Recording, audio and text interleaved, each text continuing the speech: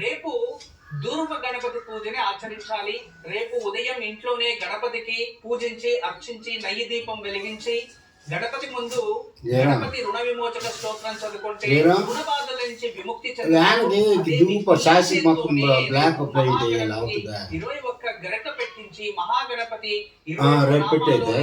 గణపతి అయిన మహాని నామాన్ని జపం చేయడం వలన వాళ్ళ విద్యాభ్యాసంలో ప్రగతి కనబడుతుంది,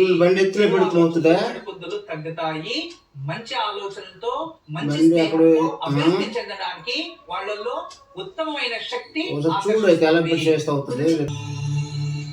ఈ రోజు దివ్య యోగక్షేమం. ఎవరికైనా ఆత్మబలం తగ్గుతూ ఉంది, ఆత్మవిశ్వాసం తగ్గిపోతుంది, నాపై నాకు విశ్వాసం రావట్లేదు, నేను ఓడిపోతానేమో అని మానసికంగా వేదన అనుభవించేవారు, ఇతరుల నుంచి మానసికంగా మీరు ఒత్తిడి తెచ్చుకొని మీరు బాధపడుతూ ఉంటే మీరు ఈ రోజు భక్తిపూర్వకంగా శ్రీకృష్ణుల వారిని పూజించి కృష్ణాష్టకాన్ని చదువుకొని శ్రీకృష్ణ ధ్యానం చేయండి. అనుకూలమైతే 1-2 భగవద్గీత శ్లోకాలైనా పారాయణ చేసుకోండి.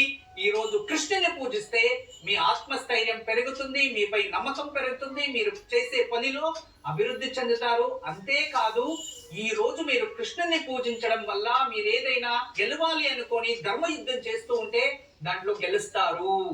ఆత్మవిశ్వాసం లోపించి మానసిక వేదన అనుభవిస్తున్న వారు దేంట్లో